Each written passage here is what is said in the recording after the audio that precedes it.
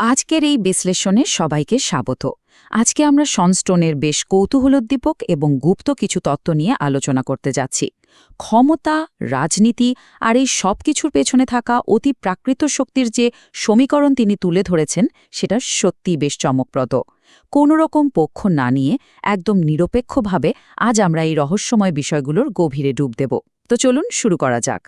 সনস্টোনের মূল দাবিটা হল পৃথিবীতে আসলে পুরোপুরি ধর্মনিরপেক্ষ নেতা বলতে কিছু নেই। শুনতে অবাক লাগছে, তাই না? তার মতে বৈশ্বিক ক্ষমতা কখনোই ধর্মনিরপেক্ষ হয় না, এটা মূলত ধর্মীয় এবং অতিপ্রাকৃত। যারা নিজেদের প্রচণ্ড যুক্তিবাদী বা বিজ্ঞানমনস্ক বলে দাবি করেন, স্টোনের মতে তারাও আসলে কোনো না কোনো অদৃশ্য শক্তিরই আরাধনা করেন। অর্থাৎ আমাদের চারপাশের এই বস্তুগত জগৎটা নাকি একটা চলমান আধ্যাত্মিক যুদ্ধেরই প্রতিচ্ছবি মাত্র। এখন একটা বড় প্রশ্ন হল, নেতারা কেনই অতিপ্রাকৃত শক্তির সাথে যোগাযোগ স্থাপন করবেন? বিশ্বের শীর্ষ ক্ষমতাবান ব্যক্তিরা জাগতিক আধিপত্যের জন্য কেন অদৃশ্য জগতের দ্বারস্থ হবেন? উৎসে দাবি অনুযায়ী পার্থিব ক্ষমতা আর সম্পদের একদম চূড়ায় পৌঁছনোর জন্য নাকি মানব ইতিহাসের শুরু থেকেই নেতারা এই আধ্যাত্মিক জগতের সাহায্য নিয়ে আসছেন। বিষয়টাকে আরও পরিষ্কারভাবে বোঝার জন্য দুটো সম্পূর্ণ ভিন্ন দৃষ্টিভঙ্গির তুলনা করা যেতে পারে। একদিকে আছে আমাদের সাধারণ বস্তুবাদী দৃষ্টিভঙ্গি, যা ডারউইনবাদ বা দৈব বিবর্তনে বিশ্বাস করে। আর ঠিক উল্টো দিকে আছে স্টোনের সেই আধ্যাত্মিক দৃষ্টিভঙ্গি। স্টোনের মতে আমাদের চারপাশের বাস্তবতা আসলে অদৃশ্য সত্তাদের দ্বারা নিয়ন্ত্রিত হয়। তিনি বস্তুবাদকে দেখেন এক ধরনের পৃথিবী পূজা হিসেবে, যেখানে এই জাগতিক মোহগুলো আমাদের আসল আত্মিক উৎসকে ভুলিয়ে দেয়। পর্ব ১, দীক্ষা এবং অতিপ্রাকৃত জগৎ। চলুন স্টোনের নিজের জীবনের কিছু অভিজ্ঞতার কথা শোনা যাক। শুরুটা হয়েছিল নিউ জার্সির গ্রেস্টোন পার্ক নামের এক বিশাল পরিত্যক্ত মানসিক হাসপাতাল থেকে। এই জায়গাটি নিয়ে স্টোনের দাবি হল সেখানে শত শত মানুষের মৃত্যুর কারণে এক ধরনের অন্ধকার শক্তি আটকা পড়ে আছে। শুধু তাই না, সেখানে নাকি তিনি পুরনো শয়তানি রীতিনীতি বা ডার্ক রিচুয়ালের বেশ কিছু আলামতও খুঁজে পেয়েছিলেন। তবে তার ব্যক্তিগত অভিজ্ঞতাগুলো আরও বেশি রোমহর্ষক। স্টোন নিউ ইয়র্কের বিখ্যাত কর্নারস্টোন ম্যাসনিক লজে যুক্ত হয়েছিলেন, যেখানে সমাজের অনেক অভিজাত মানুষের যাতায়াত ছিল। সেখানে থাকার সময়ে তিনি নাকি 666 নম্বর থেকে রহস্যময় কিছু ফোন কল পেতেন, যেখানে ভৌতিক কণ্ঠে তার আত্মা দাবি করা হতো।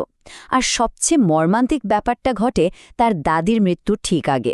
স্টোনের দাবি সে সময় অ্যাজাজেল নামের এক সত্তার কাছ থেকে তিনি কল পেয়েছিলেন, যাকে মৃত্যুর ফেরেশতা বলা হয়। এই পর্যায়ে এসে নেফেলিম ধারণাটির কথা না বললেই নয়। বুক অফ হেনোক আর প্রাচীন সুমেরীয় আনুনাকি গ্রন্থে এর উল্লেখ পাওয়া যায়। স্টোনের যুক্তি হল এই নেফিলিম বা পতিত ফেরেশতারা মানব নায়েদের সাথে মিলিত হয়ে ইতিহাসখ্যাত বিভিন্ন সাম্রাজ্যের শক্তিশালী এবং রাজকীয় রক্তধারার জন্ম দিয়েছিল। ব্যাপারটা শুনতে একেবারে প্রাচীন পুরাণের মতো লাগলেও স্টোনের তত্ত্বে এর গুরুত্ব অনেক। পর্ব ২, সাম্রাজ্যের গুপ্ত শিকড়। কিভাবে এই অদৃশ্য শক্তিগুলো ইতিহাসের গতিপথ বদলে দেয়, এবার সেটা দেখা যাক। বিশ্বজুড়ে ক্ষমতার এই অতিপ্রাকৃত হস্তান্তরের টাইমলাইনটা বেশ চমকপ্রদ। ১৫৮০ দশকে ব্রিটিশ সাম্রাজ্যের উত্থান থেকে শুরু করে দ্বিতীয় বিশ্বযুদ্ধ পরবর্তী সময়ে মার্কিন যুক্তরাষ্ট্রের নিউ ওয়ার্ল্ড অর্ডার বা নূতন বিশ্ব ব্যবস্থার উত্তরাধিকারী হওয়া, এই পুরো যাত্রাতেই নাকি অদৃশ্য শক্তির এক বিশাল প্রভাব ছিল। যেমন ধরুন ব্রিটিশ রানী প্রথম এলিজাবেথের গুপ্তচর প্রধান জন ডি-এর কথা, যাকে জেমস বন্ড বা 007 চরিত্রের আদি অনুপ্রেরণা বলা হয়। দাবি করা হয় যে জন ডি নাকি নোকিয়ান ম্যাজিক ব্যবহার করে একটা অতি প্রাকৃত চুক্তি করেছিলেন, আর সেই জাদুর প্রভাবেই নাকি ভয়ঙ্কর এক ঝড়ের সৃষ্টি হয়েছিল, যা স্প্যানিশ আর্মাডাকে পুরোপুরি ধ্বংস করে ব্রিটিশ সাম্রাজ্যের বিশ্বজয়ের পথ প্রশস্ত করে দেয়। এরপর আসা যাক পেন্টাগনের কথায়। স্থাপত্যগতভাবে পেন্টাগন তো একটা পেন্টাগ্রাম বা পঞ্চভুজ, কিন্তু সবচেয়ে আশ্চর্যের বিষয় হল এর ভিত্তিপ্রস্তর স্থাপন করা হয়েছিল ১৯৪১ সালের ঠিক ১১ সেপ্টেম্বর, মানে 9/11-এর হামলার ঠিক ৬০ বছর আগে। স্টোন এটিকে নিছক কোনো কাকতালীয় ঘটনা মনে করেন না, বরং একে একটি চক্রাকার গণআচার বা ম্যাস রিচুয়াল হিসেবেই দেখেন। আর এখান থেকেই একটা অত্যন্ত গুরুত্বপূর্ণ প্রশ্ন সামনে আসে। আধুনিক যুগের যুদ্ধগুলো কি আসলে শুধুই ভূরাজনৈতিক কৌশল, নাকি স্টোনের তত্ত্ব অনুযায়ী ভিয়েতনাম বা দ্বিতীয় বিশ্বযুদ্ধের মতো বিশাল সংঘাতগুলো মূলত অন্ধকার সত্তাদের শক্তি যোগানোর জন্য এক ধরনের গণরক্তপাতের অতিপ্রাকৃত আচার? এটা আসলেই গভীরভাবে ভাবার মতো একটা বিষয়। পর্ব ৩, গণমাধ্যম, প্রযুক্তি এবং নিয়ন্ত্রণ। আধুনিক সময়ে এই শক্তিগুলো কিভাবে কাজ করছে সেটাই এখন আমাদের আলোচ্য বিষয়। স্টোনের মতে মানব সমাজকে এক অদৃশ্য খাঁচায় আটকে রাখার বেশ কিছু আধুনিক হাতিয়ার রয়েছে। হলিউডের সংস্কৃতি থেকে শুরু করে রেডিওতে বাজতে থাকা ৩ মিনিটের সম্মোহনী পপ বা হিপহপ গান সবই নাকি মানুষের মনকে বিশেষ উপায়ে অবশ করার জন্য তৈরি। এর সাথে যুক্ত হয়েছে কৃত্রিম বুদ্ধিমত্তা বা এআইকে ভয়ঙ্কর হিসাবে উপস্থাপন করে মানুষের মনে আতঙ্ক ছড়ানোর বিষয়টি। এমনকি কোভিড-19-এর বিধিনিষেধগুলোকেও তিনি মানসিক বাধ্যতা পরীক্ষার হাতিয়ার হিসেবেই দেখেন। কোভিড-19-এর মাস্ক পরা নিয়ে স্টোনের ব্যাখ্যাটা বেশ আলাদা। তার মতে মাস্ক পরার নিয়মটি মূলত মানুষকে কণ্ঠহীন করে ফেলার একটা আচারের অংশ ছিল। এটা পরীক্ষা করে দেখার একটা উপায় ছিল যে সমাজ কতটা বাধ্য থাকে। তার মতে এর ফলে মানুষ যেন নিজেদের স্বাধীন চিন্তা শক্তি হারিয়ে এক আদেশের দাসে পরিণত হয়ে যায়। অন্যদিকে ট্রান্সহিউম্যানিজম ধারণাটিকে স্টোন দেখেন ইউজেনিক্সের একটা আধুনিক রূপ হিসেবে। তার মতে জিনগত প্রযুক্তির মাধ্যমে মানুষের ডিএনএ পরিবর্তন করে যন্ত্রের সাথে মানুষের মিলন ঘটানোই এর মূল লক্ষ্য। আর এই সব কিছুর চূড়ান্ত উদ্দেশ্য হল মানুষকে এক ধরনের সাইবর্গ দাসে পরিণত করে সম্পূর্ণ নিয়ন্ত্রিত একটা সমাজ গড়ে তোলা। আচ্ছা, এই অন্ধকার অতিপ্রাকৃত শক্তিগুলো বাঁচে কিভাবে? স্টোনের মতে মানুষের নেতিবাচক আবেগগুলোই হল এদের আসল খাবার। এর মধ্যে ভয় একাই যোগান দেয় প্রায় 60% শক্তি।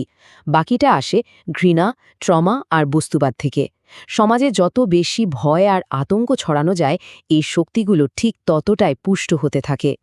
পর্ব ৪, দ্য গ্রেট অ্যাওয়েকেনিং বা মহান জাগরণ। এতক্ষণ অনেক অন্ধকার দিকের কথা হলো, এবার একটু আশার আলো দেখা যাক। সবচেয়ে বড় সুসংবাদ হল এই অন্ধকার সত্তারা মোটেও সর্বশক্তিমান নয়। এদের শক্তি কেবল তখনই বাড়ে যখন আমরা আমাদের মানসিক স্বাধীনতা বিসর্জন দিয়ে ভয়ের কাছে আত্মসমর্পণ করি। স্টোন দৃঢ়ভাবে বিশ্বাস করেন যে অটুট বিশ্বাস আর ভালোবাসার মাধ্যমে এই অন্ধকার শক্তিগুলোকে আক্ষরিক অর্থেই অনাহারে রেখে দুর্বল করে দেওয়া সম্ভব। আর এই আধ্যাত্মিক জাগরণের জন্য কয়েকটা সহজ ধাপের কথা বলা হয়েছে। প্রথমেই নিজের ভেতরের ভয়টাকে জয় করতে হবে, অর্থাৎ দানবের মুখোমুখি হতে হবে। এরপর গণমাধ্যমে প্রতিদিন যে ভীতিজনক খবরগুলো ছড়ানো হয় সেগুলোকে সচেতনভাবে প্রত্যাখ্যান করতে হবে। আর সবশেষে নেতিবাচকতার বদলে উচ্চতর চেতনা, বিশ্বাস আর ভালোবাসাকে বেছে নিতে হবে। এর জন্য বিচ্ছিন্নতার বিভ্রম বা ইলিউশন অফ সেপারেশন থেকে বেরিয়ে আসাটা খুব জরুরি। আমরা প্রায়ই নিজেদের অন্যদের থেকে আলাদা মনে করি, যেখান থেকে অহংবোধের জন্ম হয়। কিন্তু স্টোনের মতে আমাদের বুঝতে হবে যে পুরো মানবজাতি আসলে একটি উচ্চতর এবং একীভূত আধ্যাত্মিক উৎসের সাথে সংযুক্ত। অহংচালিত পার্থিব ক্ষমতার মোহ ছেড়ে এই ঐক্যবদ্ধ চেতনার দিকে যাওয়াই হল আসল মুক্তি। পুরো বিশ্লেষণের অন্যতম অনুপ্রেরণামূলক বিষয়টা হল স্টোনের এই উক্তিটা।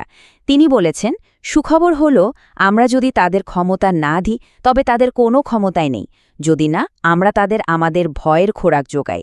অর্থাৎ আমরা চাইলেই বাস্তবতা পরিবর্তন করতে পারি, কারণ আসল ক্ষমতা সবসময় আমাদের নিজেদের হাতেই রয়েছে। তাহলে আজকের এই বিশ্লেষণটা একটা অত্যন্ত গুরুত্বপূর্ণ প্রশ্ন দিয়েই শেষ করা যাক। স্টোনের এই তত্ত্ব অনুযায়ী প্রতিদিনের প্রতিটি ছোটখাটো সিদ্ধান্তই যদি অহং আর উচ্চতর চেতনার মধ্যে একটা অতিপ্রাকৃত যুদ্ধ হয়, তবে আজকে আমরা কোন দিকটিকে শক্তিশালী করছি? আমরা কি ভয়ের খোরাক যোগাচ্ছি নাকি ভালোবাসার? এই চিন্তার খোরাকটুকু রেখেই আজকের এই আলোচনা এখানেই শেষ করছি।